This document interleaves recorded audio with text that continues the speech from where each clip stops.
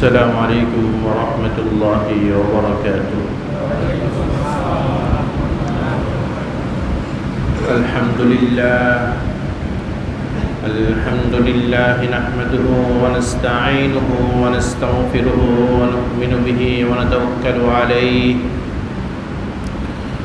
ونعوذ بالله من شرور أنفسنا ومن سيئات أعمالنا. من يهده الله فلا مضل له ومن يضلله فلا هادي له. ونشهد أن لا إله إلا الله وحده لا شريك له. ونشهد أن سيدنا وسندنا ومولانا محمدا عبده ورسوله صلى الله عليه وعلى آله وأصحابه وبارك وسلم تسليما كثيرا. أما بعد فأعوذ بالله من الشيطان الرجيم. بسم الله الرحمن الرحيم. كل نفس ذائقة الموت وإنما توفون أجوركم يوم القيامة. فمن زحزح عن النار وادخل الجنة فقد فاز وما الحياة الدنيا إلا متاع الغرور. وقال النبي صلى الله عليه وسلم: إذا مات الإنسان انقطع عمله إلا من 3: صدقة جارية أو علم ينتفع به أو ولد صالح يدعوه له. بارك الله لنا ولكم في القرآن العظيم ونفعنا وإياكم بالآيات والذكر الحكيم. درود شريف پڑھی. اللهم صل على محمد وعلى آل محمد كما صليت على إبراهيم وعلى آل إبراهيم إنك حميد مجيد. اللهم بارك على محمد وعلى آل محمد كما باركت على إبراهيم وعلى آل إبراهيم إنك حميد مجيد. পূর্ব আগনগর বাইতুল মামুর জামে মসজিদে আজকের এই জুমা পূর্ব বয়ানের মজলিসে সমবেত মুসল্লিয়ানি কেরাম, সম্মানিত মুরব্বী সাহেবান, আল্লাহ রাব্বুল আলামিনের আলিশান দরবারে অসংখ্য অগণিত শুকরিয়া জ্ঞাপন করছি, যিনি আমাদেরকে জুমার নামাজ আদায় করার জন্য মসজিদে আসার ও বসার তৌফিক দান করেছেন। আল্লাহর এই নিয়ামতের শুকরিয়া আদায়ের লক্ষ্যে আমরা সকলেই অন্তরের অন্তঃস্থল থেকে একবার কালিমাতুশ শুকর আদায় করি, আলহামদুলিল্লাহ।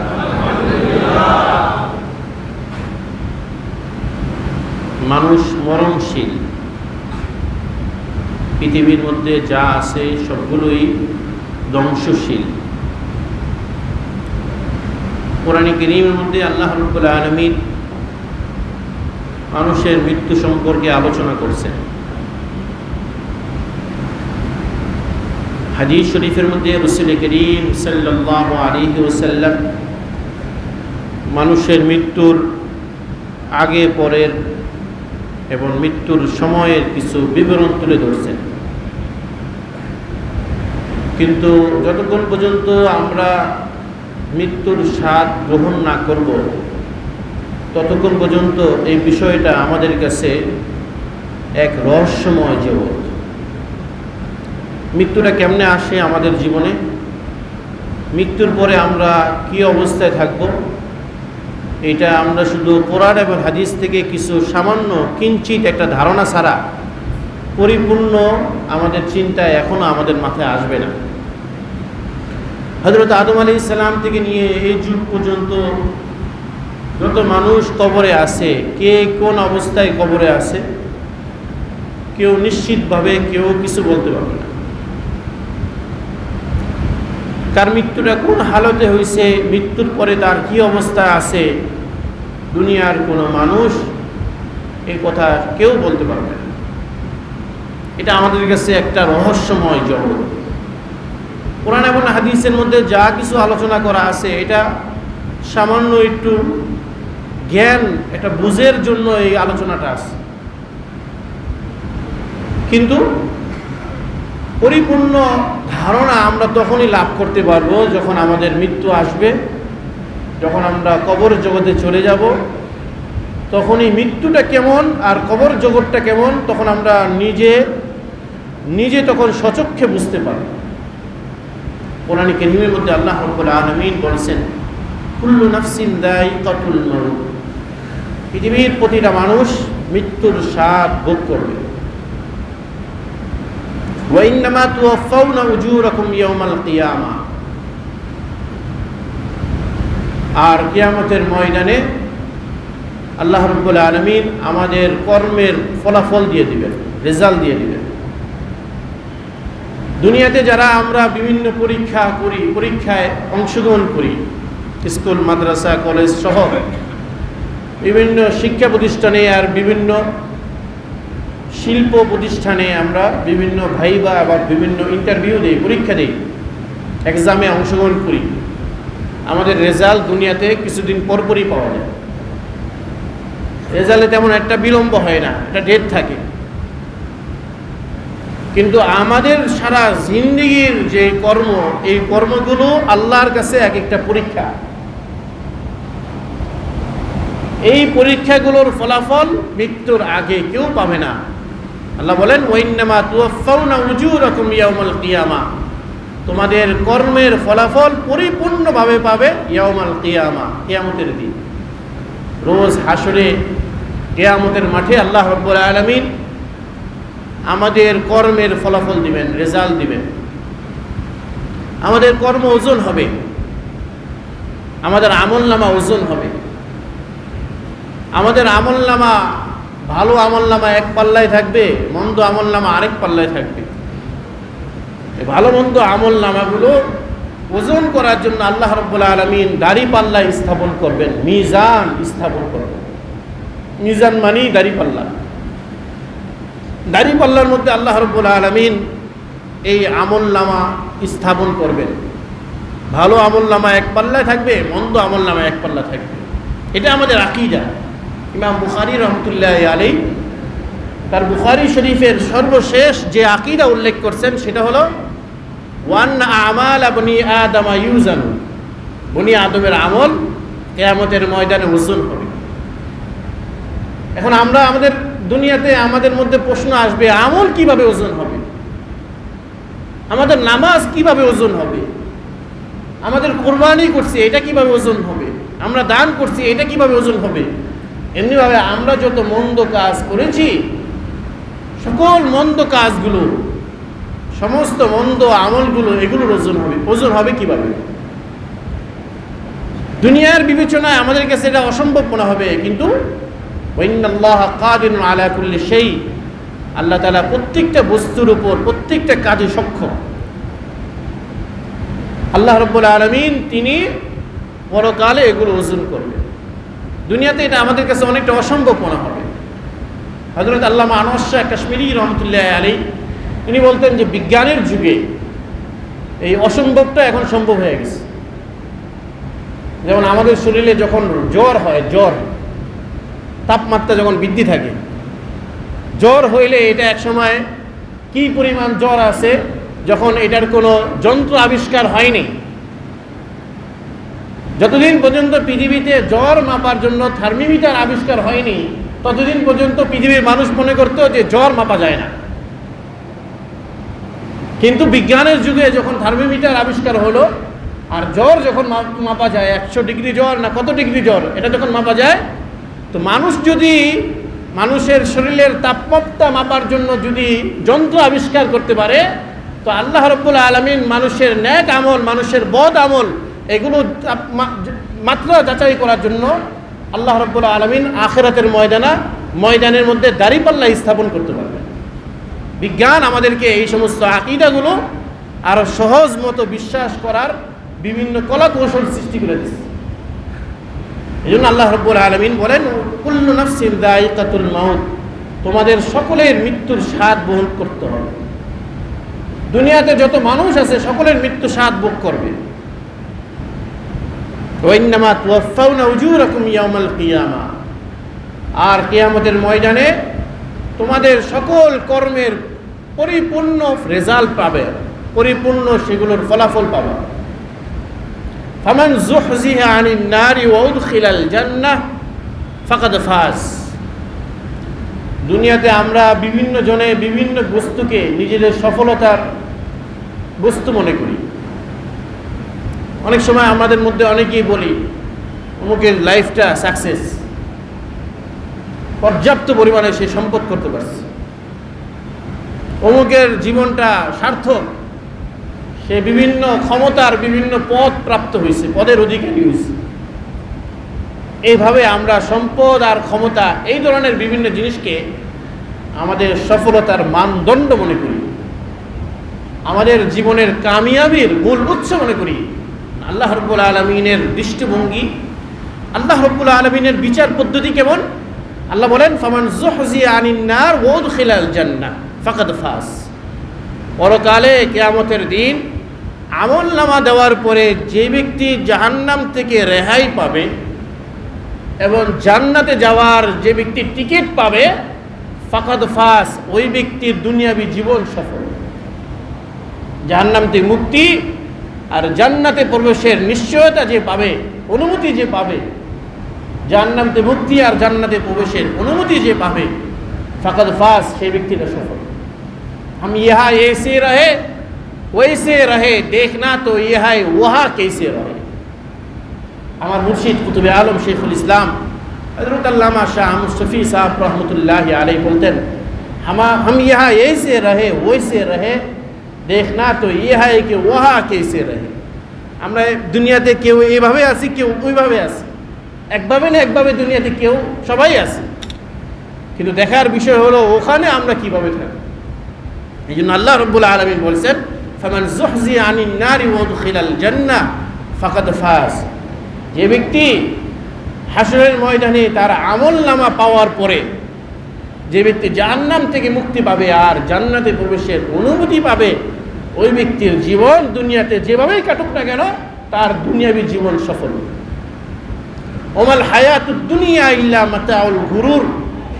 তখন আল্লাহর সামনে আমলনামা যখন আসবে, জান্নাত আর জাহান্নামের যখন, জান্নাত এবং জাহান্নামের যখন পরওয়ানা যখন আসবে, তখন মনে হবে ওমাল হায়াতুদ দুনিয়া ইল্লা মাতাউল গুরুর, দুনিয়ার জীবন একটা ধোঁকা মাত্র, আর কিছু না।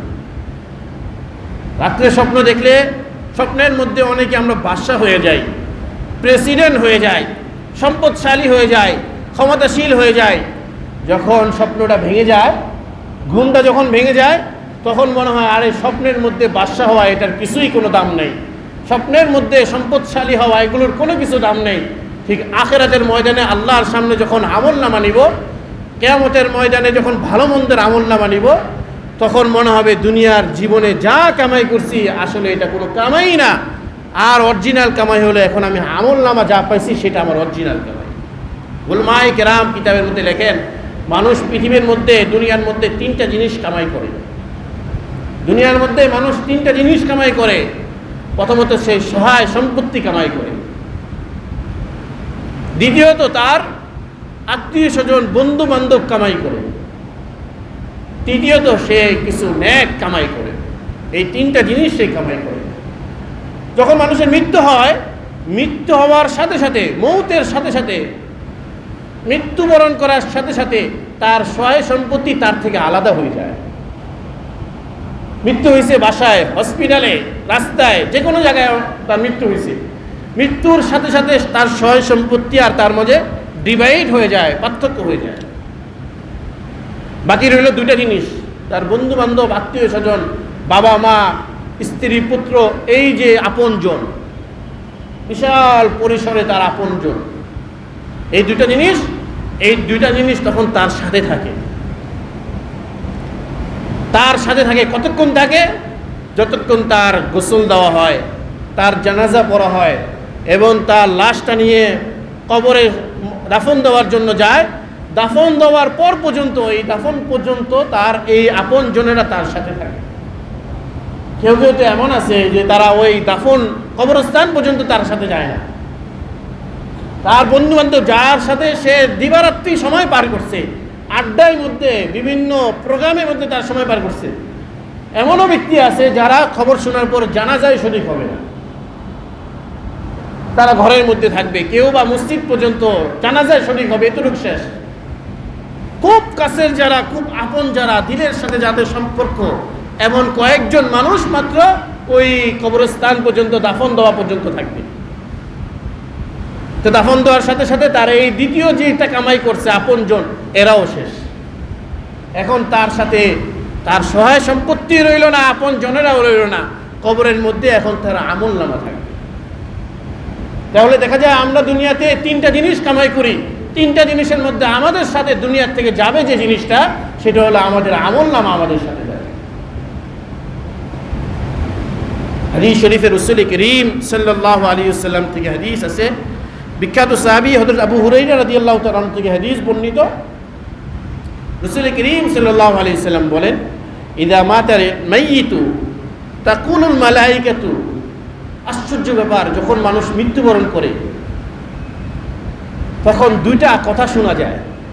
একটা কথা আমরা কান দিয়ে শুনি, আরেকটা কথা আমরা কান দিয়ে শুনতে পারি না। মানুষের কথা একটা শোনা যায়, ফেরেশতাদের কথা আরেকটা কথা তারা ফেরেশতারা বলে। মানুষের কথা আমরা কান দিয়ে শুনি, ফেরেশতাদের কথা আমরা কান দিয়ে শুনি না, কিন্তু ফেরেশতারাও তখন কথা বলে। যখন কোনো ব্যক্তি দুনিয়া থেকে ইন্তেকাল করেন, মারা যায়, মারা যাওয়ার সাথে দুইটা কথা হয়, একটা মানুষে বলে আর একটা ফেরেশতারা বলে। আল্লাহ রাসূল বলেন, ইযা মাতাল মাইয়িতু, যখন মানুষ মারা যায়, তাকুলুল মালায়েকাতু, তখন ফেরেশতারা বলতে থাকে, মা কদ্দামা, সে এখন তো মারা গেল, সে কবরে এমন কিয়ামতের মাঠের জন্য কি নিয়ে আসছে। ফেরেশতারা বলতে থাকে সে পরকালের জন্য কি কামাই করছে, কি নিয়ে আসছে। আর ওয়াতাকুলুন নাসু, মানুষ তখন বলতে থাকে, মা খাল্লাফা, সে তো চলে গেছে, দুনিয়াতে সে কি রেখে গেছে। মানুষের কথা তখন চলতে থাকে, দুনিয়াতে সে কি কি রেখে গেছে, কি কি সহায় সম্পত্তি রেখে গেছে। তার আপন জনেরা এগুলো নিয়ে ব্যস্ত থাকে, যে আব্বা মারা গেছে, মা মারা গেছে, মার এই সম্পত্তি আছে, বাবার এই সম্পত্তি আছে, কি রেখে গেছে, এইটা নিয়ে মানুষে আলোচনা করতে থাকে। লোকটা তো মারা গেল বা মহিলা তো মারা গেল, সে দুনিয়াতে কি রেখে গেছে, এগুলো নিয়ে আলোচনা চলতে থাকে। এগুলো ভাগাভাগি নিয়ে সময় ব্যয় হতে থাকে, এগুলো নিয়ে হিসাব নিকাশ চলতে থাকে, কে কোনটা নেবে, কার ভাগে কোনটা আসবে, এটা নিয়ে তো চলতে থাকে। রাসূল করিম সাল্লাল্লাহু আলাইহি ওয়াসাল্লাম বলেন, এটা তো মানুষও বলে, ওয়াতাকুলুল মালায়েকাতু, আর ফেরেশতারা বলে মা কদ্দামা, সে কি রেখে আসছে এটা না, সেটা কি রেখে আসছে এটা তার একটাও ফায়দা হবে না, এক বিন্দু পরিমাণের ফায়দা হবে না। তার ফায়দা জন্য সে কি নিয়ে আসছে, কি আমলনামা নিয়ে আসছে, এটা হলো বড় জিনিস। রাসূল করিম সাল্লাল্লাহু আলাইহি ওয়াসাল্লাম বলেন যে সে যে আমলনামা নিয়ে গেছে, ওই আমলনামা হলো তার পরকালের যাত্রী, তার পরকালের বন্ধু সঙ্গী, এগুলি তার পরকালে চলতে হবে। পরকালটা তার কিভাবে হবে, এগুলো নিয়েই তার চলতে হবে। হযরত মুর্শিদ কুতুবে আলম শেখুল ইসলাম হযরত আল্লামা শাহ আহমদ শফি সাহেব রহমতুল্লাহি আলাইহি প্রায় বলতেন, দুনিয়াবাসী মানুষ মাত্রই গাফলত মহাবুল, সদামৃত্যু ধ্যান করিলে আখেরাত হয় ফুল। জগৎ মাঝে পা রাখিতেই মৃত্যু কহে ডাকি, আমিও আসি তোমার পাশে চলিও ধ্যানে রাখি। দুনিয়াতে পা রাখলে তখন মৃত্যু পিছনে পিছনে বলতে থাকে, আমি কিন্তু তোমার সাথে সাথে চলতেছি, আমার কথা তুমি সবসময় খেয়াল করো। আমি গতকালকে একটা প্রোগ্রামে গেছিলাম, সেখানে আমার হজরতের খোলাফায়ে কেরাম একসাথে একত্রিত হয়েছেন। আমার হজরতের দুই সাহেবজাদা, হজরত মাওলানা ইউসুফ মাদানী এবং হজরত মাওলানা আনাস মাদানী মুনতাজিল্লুহুমা, এদের সাথে আমি সময় ব্যয় করেছি। তা আমি আসার পথে ফরিদাবাদ মাদ্রাসা হয়ে আসছি। ফরিদাবাদের মাওলানা আব্দুল কুদ্দুস সাহেব আমাকে দেখা করার জন্য বলেছে। আমি রিক্সার মধ্যে একটা জিনিস বারবার চিন্তা করতেছি, দুনিয়াতে আমার কত মানুষের সাথে কত হৃদয়ের সম্পর্ক।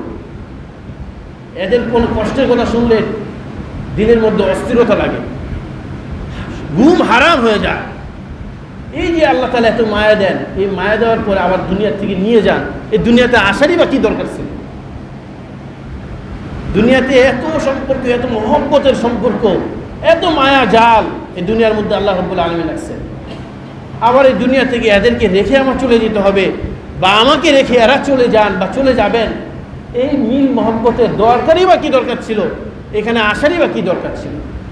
হযরত রহমতুল্লাহ আলাইহি প্রায় চুপচাপ করে বলতেন, দুনিয়াবাসী মানুষ মাত্রই গাফলত মহাবুল, সদা মৃত্যু ধ্যান করিলে আখেরাত হয় ফুল, জগৎ মাঝে পা রাখিতেই মৃত্যু কহে ডাকি, আমিও আছি তোমার পাশে চলিও ধ্যানে রাখি। মৃত্যু বিষয়টা এমন, এটা মানুষ যখনই কল্পনা করবে ততই তার আখেরাতের জীবন আরো সুন্দর হবে। দুনিয়া মৃত্যু থেকে আমাদের যতটা আমরা দূরে চলে যাব, আখেরাত থেকে আমাদের সম্পর্ক, আখেরাতটা আমাদের তত নষ্ট হতে থাকে। রাসূল করিম সাল্লাল্লাহু আলাইহি সাল্লাম বলেন, যখন মানুষ মারা যায় তখন তার সঙ্গী হয় এই আমলনামার সঙ্গী হয়। এই আমলনামার মাধ্যমে তার পরকালটা যাচাই বাছাই হবে, পরকালে সে কিভাবে থাকবে না থাকবে এটা নির্ণয় হবে, পরকালটা সেটা নির্ণয় হবে।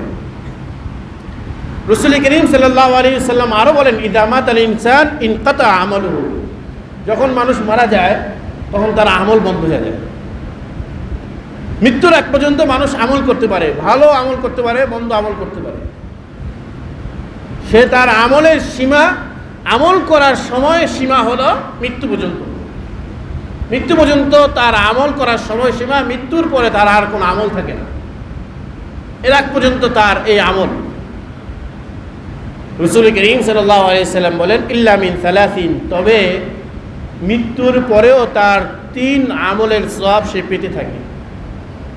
3টা আমল এমন আছে দুনিয়াতে, 3টা আমল এমন আছে, এই 3টা আমল কেউ করে যদি দুনিয়া থেকে বিদায় হয়, তাহলে মৃত্যুর পরেও এই 3 আমল থেকে তার কবরের মধ্যে সওয়াব পৌঁছতে থাকবে। 1 নম্বর সদকাতিন জারিয়া, এমনভাবে সে দান করলো যে দানটা কিয়ামত পর্যন্ত জারি আছে। উদাহরণত মানুষ যখন মসজিদে দান করে, মানুষ যখন মাদ্রাসায় দান করে, কিংবা কোনো ভালো দিনই কাজে দান করে, ওই জিনিসটা কিয়ামত পর্যন্ত যদি থাকে তাহলে ওর সওয়াব সে মৃত্যুবরণ করার পরেও তার কবরে পৌঁছতে থাকে। এটাকে বলছে সদকায়ে জারিয়া। আমাদের উস্তাদ হযরত মুফতি আব্দুল সালাম চাটগামী মুতাজিল্লুল আলিম, উনি আমাদেরকে বলতেন, দান যদি করতে হয় তাহলে এমন জায়গায় দান করো, দান যদি করতে হয় তাহলে এমন খাতে দান করো যেটা তোমার জন্য সদকায়ে জারিয়া হিসাবে তোমার মৃত্যুর পরও কিয়ামত পর্যন্ত তার সওয়াব তোমার আমলনামায় পৌঁছতে থাকে। এমন জায়গায় দান করো। দান করলেই শুধু হবে না, দান কোন জায়গায় করতেছি এটা বুঝে শুনে দান করতে হবে। দান করলেই হবে না, দানের জায়গাটা ঠিক কি বেঠিক এটা বুঝে শুনে দান করতে হবে। আল্লাহ রাসূল সাল্লাল্লাহু আলাইহি সাল্লাম বলেন, সদকায়ে জারিয়ার সওয়াব কিয়ামত পর্যন্ত চলতে থাকে। আগের যুগে, সাহাবীদের যুগে, তারপরের যুগে মানুষ, পথযাত্রী যারা চলাফেরা করে রাস্তাঘাটে, এখনও সৌদি আরবে বিভিন্ন দেশের মধ্যে আপনারা দেখতে পাবেন, রাস্তার পাশে সদকায়ে জারিয়া হিসাবে পানির কুয়া স্থাপন করে গেছে। কুয়া, এখান থেকে মানুষ যাবে, এখান থেকে পানি খাবে, এই সদকায়ে জারিয়া। রাস্তা যাওয়ার পরে পাবলিক টয়লেট স্থাপন করে রাখছে। পাবলিক টয়লেট, মানুষ এই পাবলিক টয়লেট ইউজ করবে, এখান থেকে তার সব আমলনামার মধ্যে তার বুঝতে পারে। এখনো আরব দেশের বিভিন্ন শেখরা, আরবের বিভিন্ন শেখরা, কাতার, কুয়েত, সৌদির বিভিন্ন শেখরা আমাদের দেশে বিভিন্ন জায়গায় মসজিদ বানায় দেয়। কুয়েতি সংস্থার মসজিদ, বিভিন্ন জায়গার মধ্যে উজুখানা বানায় দেয়, বিভিন্ন জায়গার মধ্যে গোসলখানা বানায় দেয়। কেন? সদকায়ে জারিয়া হিসেবে। আল্লাহ রাসূল সাল্লাল্লাহু আলাইহি সাল্লাম বলেন, যখন মানুষ মারা যায় তার আমলনামা বন্ধ হয়ে যায়, তবে 3টা আমল যদি সে করে যেতে পারে, এখান থেকে তার সওয়াব মৃত্যুর পরেও কবরে পৌঁছতে থাকে। 1 নম্বর সদকায়ে জারিয়া। 2 নম্বর আও ইলমিন ইউনতাফাউ বিহি, 2 নম্বর সে এমন এলিমের কাজ, এলমে দিনের কাজ সে দুনিয়াতে করে গেছে যে এই এলমে দিনের কাজের পরে তার সওয়াব আমলনামায় পৌঁছতে থাকে। এলমে দিনের কাজ যেমন 2টা, সে মানুষকে দিন শিক্ষা দিল। এই যে মসজিদের মধ্যে আপনারা যারা বয়ান শুনেন, আমার প্রত্যেকে আমার ছাত্র। এখানে যারা বয়ান শুনেন, বয়সে আমার বেশি হলেও, এখানে আমার আব্বা বসা থাকলো, আমার আপনজনেরা বসা থাকলো, প্রত্যেকে আমার ছাত্র। আমি প্রত্যেকের উস্তাদ, প্রত্যেকের সাথে আমার উস্তাদ এবং শাগরিদের সম্পর্ক। আপনাদেরকে আমি যত আমল শিক্ষা দিই, এগুলোর উপর আপনারা যদি কিয়ামত পর্যন্ত আমল করতে পারেন, এই সব আমার আমল নামায় পৌঁছতে থাকবে। আর আমি আমার জিন্দগিতে যত আমল করব, এগুলো আমার উস্তাদের, আমার যত উস্তাদ ছিলেন দুনিয়াতে, তাদের কবরের মধ্যে পৌঁছতেছে এবং পৌঁছতে থাকবে ইনশাআল্লাহ। এই যে এটা হলো ইলমি ইনতিফাউ বিহি। আল্লাহ রাসূল বলেন উপকারী এলেম, উপকারী এলেম, উপকারী এলেমের সওয়াব কিয়ামত পর্যন্ত পৌঁছতে থাকে। এটা হলো একটা পদ্ধতি, যে দুনিয়াতে মানুষকে এলেম শিক্ষা দেওয়া, ছাত্রদেরকে এলেম শিক্ষা দেওয়া, এগুলোর মাধ্যমে এলেম পৌঁছতে থাকে। আরেকটা পদ্ধতি হলো দুনিয়াতে এলেমের প্রচার প্রসারের জন্য তাসনিফ, লেখালেখির কাজ করা, কিতাব লেখা, বই পুস্তক লেখা। হাকিম মুহাম্মদ মাওলানা আশরাফ আলী থানভী রহমতুল্লাহি আলাইহি তিনি প্রতিদিন বই লিখতেন, প্রতিদিন কিছু না কিছু লিখতেন। তার জিন্দিগির উপর, তার জীবনের উপর থিসিস হয়েছে পাকিস্তানের লাহোর ইউনিভার্সিটিতে। তার জীবনের উপর একজনের ডক্টরেট করছেন, ডিগ্রি করছেন। উনি লিখছেন যে হযরত মাওলানা আশরাফ আলী থানভী রহমতুল্লাহি আলাইহি তিনি জীবনে 2800টা কিতাব লিখছেন, 2800টা কিতাব লিখছেন। এগুলোর কিতাবের মধ্যে একটা কিতাব হলো বেহেশতি জোহর। বেহেশতি জোহর একটা কিতাব। বেহেশতি জোহর আমাদের বাংলাদেশে হাকিমুল উম্মতের বিশিষ্ট শিষ্য হযরত মাওলানা শামসুল হক ফরিদপুরি বেহেশতি জোহরের বাংলা অনুবাদ করছে। আগে তো মানুষ মোবাইলের দিকে একটু কম সময় দিত, আগে তো মানুষ বই পুস্তকের দিকে বেশি সময় দিত। আমাদের বাসায় একটা পুরাতন বেহেশতি জোহর আমার আব্বা রেখে রাখছিলেন অনেক আগে, আমরা ছোটবেলায় দেখছি। এই যে এই ধরনের কিতাবগুলো ওনারা যে লিখে গেছেন, এগুলোর সওয়াব তাদের ইন্তেকালের পরেও তাদের কবরের মধ্যে পৌঁছতেছে।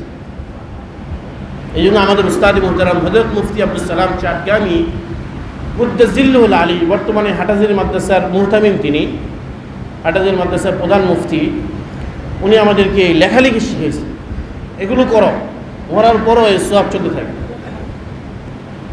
তো দ্বিতীয় যে আমলটা, যে আমলের সওয়াব কিয়ামত পর্যন্ত পৌঁছতে থাকবে, কবরে পৌঁছতে থাকবে, সেটা হলো ইলমি দ্বীনের কোনো কাজ করে থাকলে এটার আমল পৌঁছতে থাকবে। আপনাদের জন্য সহজ পদ্ধতি হলো বিভিন্ন মাদ্রাসার মধ্যে আপনারা যদি দান করেন, আর ওই দানে যদি মাদ্রাসা চলে, ছাত্ররা যদি শিক্ষা লাভ করে, এরা যদি আলেম হয়, এরা যদি এভাবে আবার পরবর্তীতে ছাত্র তৈরি করতে থাকে, তাহলে এই সওয়াব আপনাদের আমল নামার মধ্যে এভাবে পৌঁছতে থাকবে ইনশাআল্লাহ। 3 নম্বর রাসূল করিম সাল্লাল্লাহু আলাইহি ওয়াসাল্লাম বলেন আও ওয়ালাদিন সালিহিন ইয়াদউহু লা, নেককার সন্তান যদি কেউ দুনিয়াতে রেখে যেতে পারে, ওয়ালাদিন সালিহিন, আল্লাহ রাসূল বলেন শুধু সন্তান রাখলে হবে না, সালেহ নেককার সন্তান, ওয়ালাদিন সালিহ, নেককার সন্তান যদি দুনিয়াতে রাখতে পারে, তাহলে এই নেককার সন্তান তার জন্য দোয়া করবে এবং এর সওয়াব সে কিয়ামত পর্যন্ত পাইতে থাকবে। নেককার সন্তান রাখতে হবে। হ্যাঁ, অন্য কোনো মানুষ যদি দোয়া করে, অন্য মানুষ যদি দোয়া করে, দোয়া করলে তো তার সওয়াব আপনার আমলনামায়, আমাদের আমলনামায় পৌঁছবে। অপরিচিত মানুষ, কিন্তু অপরিচিত মানুষ দোয়া করবে এই আশা করা যায় না। ভিন্ন মানুষ, অন্য মানুষ আমার জন্য, আপনার জন্য মৃত্যুবরণ করার পরে দোয়া করবে এই আশা করা যায় না। যা আশা করা যায় সেটা হলো এই সন্তান যদি হয়, আবার সেটা যদি নেককার হয়, তাহলে আশা করা যায় আমি মরার পরেও তারা আমার জন্য দোয়া করবে।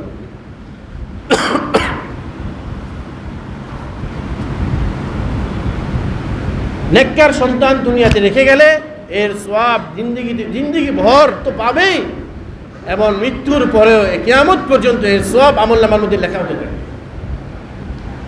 তাফসীরে মাজহারির মধ্যে এক ঘটনা আছে। হযরত মাওলানা কাজী সানাউল্লাহ পানিপতি রহমতুল্লাহি আলাইহি এক হাদিস নিয়ে আসছেন। এই বিখ্যাত সাহাবী হযরত আবু হুরায়রা রাদিয়াল্লাহু তাআলা আনহু থেকে হাদিস বর্ণিত।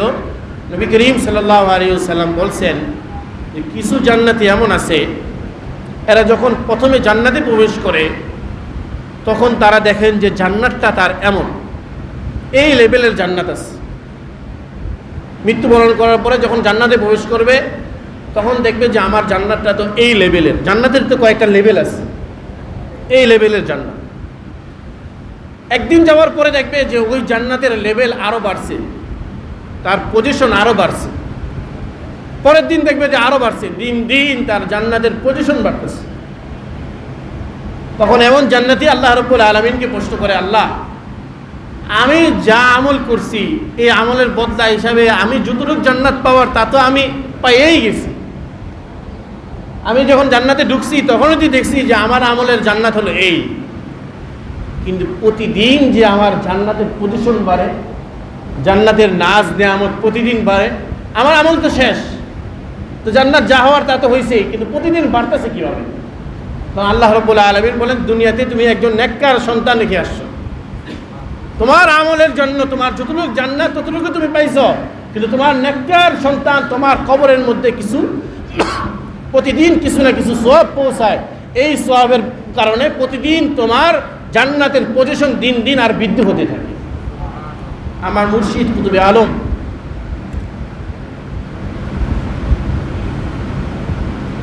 হযরত আল্লামা শাহ আহমদ শফি সাহেব রহমতুল্লাহ আলাইহি 18 তারিখ, গেল মাসের 18 তারিখ ইন্তিকাল করছেন। সারা দেশের প্রচার মাধ্যমগুলোতে সময় লেখা আছে 6টা 20-এ ইন্তিকাল করছে, এটা গলত। তিনি ইন্তিকাল করছেন 5টা 40-এ ইন্তিকাল করছেন। 5টা 40-এ তিনি ইন্তিকাল করছেন, তার মানে যেদিন তিনি ইন্তিকাল করছেন তখনও শুক্রবার ছিল, জুমাবার ছিল, তখনও সূর্য ডুবে নাই। সূর্য ডুবার আগে 5টা 40-এ তিনি ইন্তেকাল করছেন। অর্থাৎ আল্লাহ রাব্বুল আলামিন তাকে দুনিয়ার থেকে নিয়ে গেছেন, শুক্রবারে দুনিয়ার থেকে নিয়ে গেছেন। হাদিসের মধ্যে আসছে, রাসূল করিম সাল্লাল্লাহু আলাইহি ওয়াসাল্লাম বলেছেন, কোনো মানুষ যখন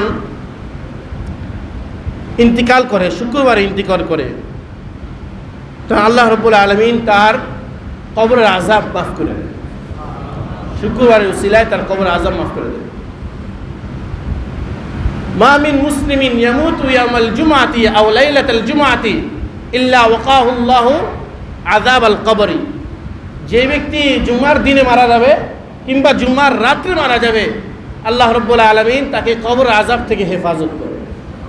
গতকালকে সিলেটের এক বড় বুজুর্গ শাইখ বরনবী হযরত মাওলানা খলিলুর রহমান সাহেব রহমতুল্লাহ আলাইহি, আমাদের মাদানী সিলসিলারই একজন, উনি গতকালকে রাত্রে 1টার পরে তিনি ইন্তেকাল করছেন। অর্থাৎ শুক্রবার তো শুরু হয় গতকালকে থেকে, গতকালকে মাগরিবের থেকে শুক্রবার শুরু হয়। তা আমার হযরত ইন্তেকাল করছেন শুক্রবারে 18 তারিখ 18/9/2020 5টা 40-এ ইন্তেকাল করছেন। এটা হলো সহিহ সনদের কথা। এই কথা আমাকে বলছেন, আমাকে এই খবর দিয়েছেন হযরত মাওলানা ইউসুফ মাদানী এবং আনাস মাদানী, দুটো ভাই আমাকে এই কথা বলছেন। আমার হযরতের ইন্তেকালের পর থেকে আজ পর্যন্ত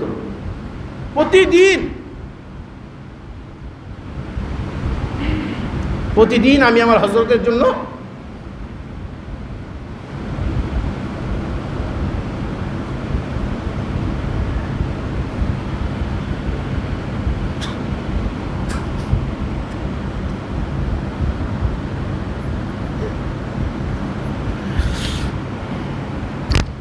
হযরত রহমতুল্লাহ আলাইহি, আল্লামা শাহ আহমদ শফি রহমতুল্লাহ আলাইহি, তিনি আমার রুহানি বাবা, রুহানি পিতা। তার জন্য আমি প্রতিদিন একবার সূরা ফাতিহা, 3বার কুল হুয়াল্লাহু শরীফ প্রতিদিন পড়ি তার জন্য।